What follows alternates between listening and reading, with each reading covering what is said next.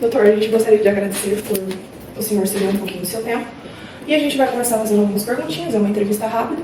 E conforme o senhor vai respondendo, a gente vai encerrando a nossa entrevista. Bom, a primeira pergunta que eu tenho para te fazer é qual que é o papel do profissional de direito na judicialização da saúde?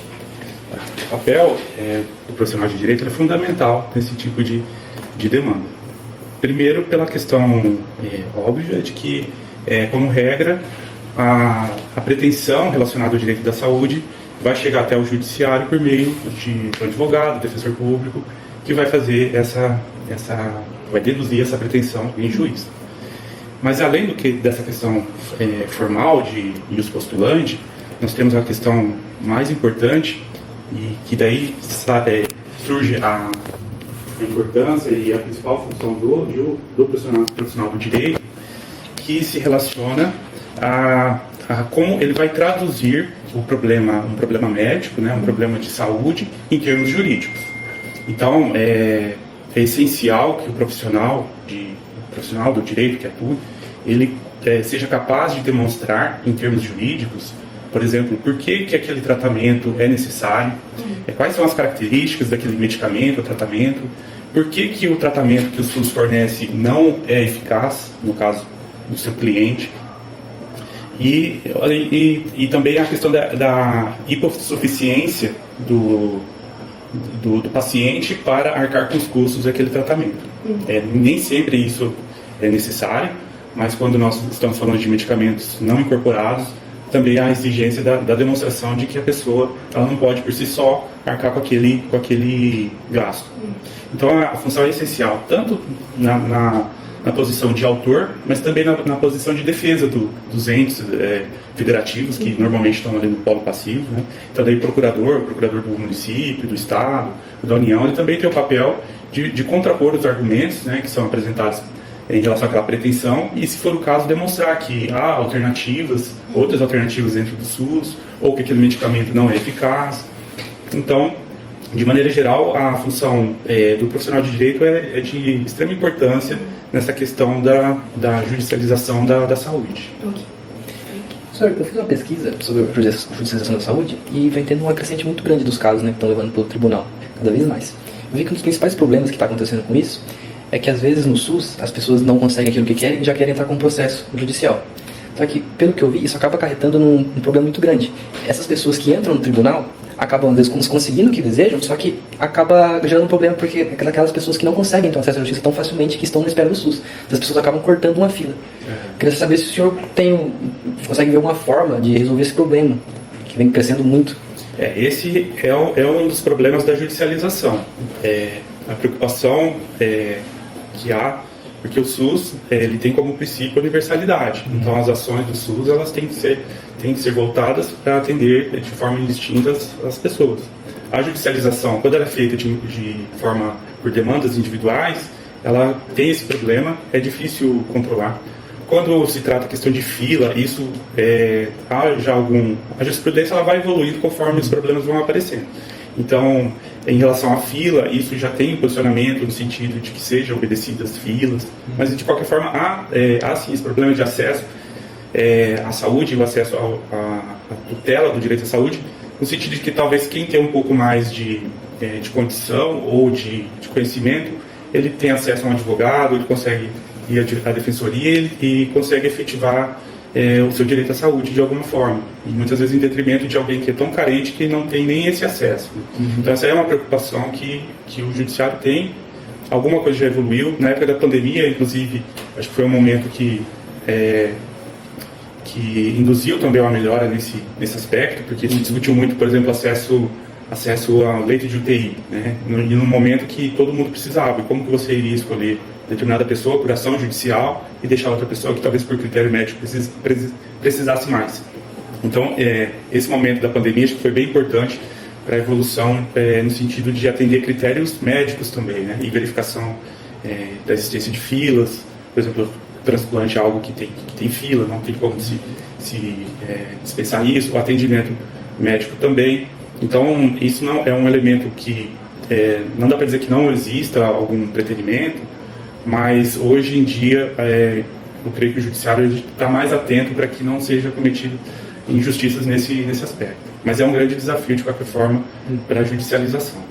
Doutor, entrando nesse assunto, eu tenho uma pergunta relacionada a isso. Porque assim, quais são as formas de prevenção que a gente pode ter, tipo assim, uma solução pacífica a ser buscada pelos gestores públicos para evitar ao máximo esse problema da judicialização? Essa é uma preocupação que acho que os profissionais do direito têm que ter, no sentido de evitar a judicialização, controlar, porque a judicialização ela tem um aspecto positivo, que ela induz uma melhora do sistema, mas também tem um aspecto crítico que a gente tem que ter, que a judicialização não é a via natural da prestação da saúde.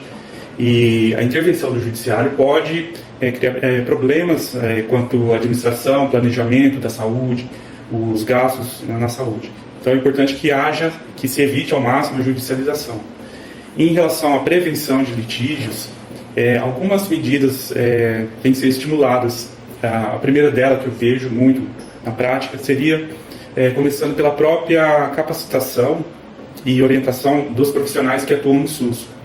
Muitas demandas elas são geradas porque houve uma má prescrição do medicamento, havia às vezes algum medicamento que poderia substituir, já previsto no SUS, e com base naquela prescrição médica a pessoa procura um medicamento fora de lista. E muitas vezes o que a gente percebe é que os próprios profissionais que atuam no SUS, muitas vezes eles não se sentem vinculados diretamente ao SUS ou atuando como um ente, como um agente administrativo. Ele não tem essa visão administrativa.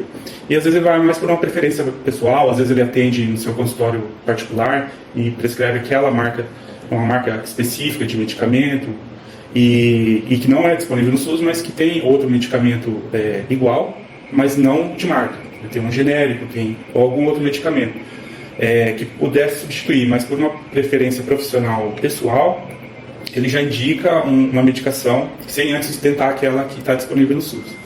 Então, se houver uma capacitação dos profissionais, orientação nesse sentido, a gente consegue evitar boa parte da judicialização.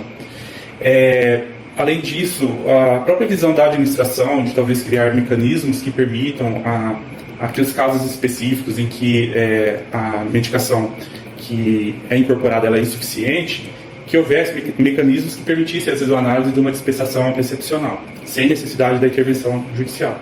A própria orientação também das farmácias, no sentido de que, havendo uma prescrição fora das relações de medicamento, que houvesse instrumentos para que essa pessoa voltasse a uma análise médica e sendo informada quais medicações estão disponíveis naquele momento. E mais voltando já dentro da área judicial, eu creio que há campo para desenvolver a conciliação como uma forma de prevenção ou perpetuação do litígio. Mas isso ainda está num estágio bem inicial, né? A gente não tem tanta margem para realizar conciliação no processo de saúde.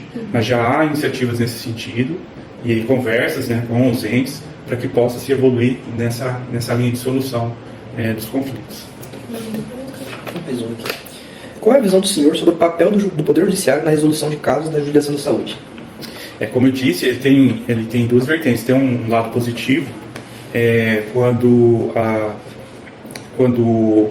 um certo número de demandas começam a exigir do Estado um certo posicionamento, né, em relação, por exemplo, a um medicamento que é muito demandado. Então passa a haver, às vezes, um esforço maior no sentido de analisar alternativas para que aquele medicamento seja incorporado, né, que passe em lista. Então eu acho que a judicialização, apesar dos problemas que ela pode causar, e como a gente falou aqui da questão eventualmente de uma pessoa ter acesso em detrimento de outro, mas no geral, como política, ela tem um efeito positivo no sentido de estimular a administração, que às vezes estava, de certa forma, acomodada, em buscar soluções e melhoria do funcionamento do SUS. E o lado negativo, o lado crítico que eu disse, é justamente esse, de que a intervenção judicial ela pode causar problemas quanto ao planejamento das ações do SUS e aos gastos do SUS. Porque quando vem uma ordem judicial, ela vai ser atendida e aquele recurso, o recurso da saúde não é infinito, como a gente sabe, então aquele recurso vai ser retirado de algum lugar, vai ter que ser retirado de algum lugar para atender a demanda judicial. E, inevitavelmente, esse recurso vai fazer falta às vezes, em alguma outra alguma ação de saúde, né, do Ministério da Saúde, da Secretaria de Saúde, do Estado ou do município.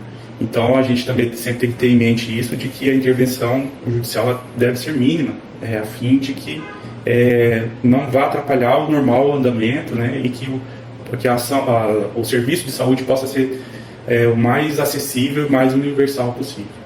E, doutor, só para encerrar a pergunta, o senhor mencionou anteriormente e me despertou uma curiosidade. O senhor falou que a pandemia acabou afetando muito, né? E você acha que, sobre esse tema, você acha que em relação às vacinas do Covid-19, você acha que, assim, que o SUS conseguiu desenvolver bem? O senhor acha que teve muita demora, que se tivesse uma rapidez maior, mortes poderiam ter sido evitadas? O que o senhor acha sobre isso? É uma questão mais estratégica, na verdade, de país. Claro que quanto antes ela tiver disponível a vacina, melhor. Seria melhor para a gente.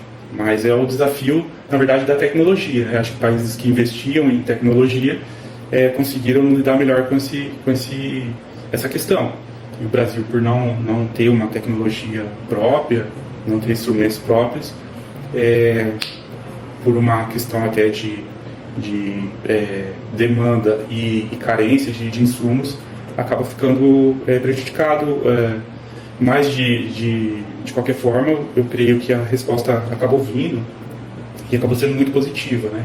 O Brasil, ao que nos consta, tem um sistema de vacinação muito elogiado até, fora dessa questão do Covid. E, dentro do possível, eu acho que a evolução se deu de uma forma positiva em relação à vacinação. E a gente lamenta que todo o debate às vezes foi muito politizado, tanto de um lado, de outro, né? E é uma questão que deve ser tratada, na verdade, em bases científicas. Até um aspecto muito caro à judicialização da saúde, que a jurisprudência adota como um critério que vai nortear, é a medicina baseada em evidência. É um dos critérios, né, que se embasa a jurisprudência para decidir se determinado medicamento deve ou não ser fornecido. Precisa haver demonstração em bases científicas de que aquele medicamento ele é realmente eficaz, para justificar um gasto público em uma medicação nova, às vezes uma medicação que é pleiteada e que ainda não está disponível no SUS. Vamos esperar já. Doutor, a gente vai encerrar por aqui, tudo bem? Muito obrigada novamente pela sua atenção. Obrigado, doutor.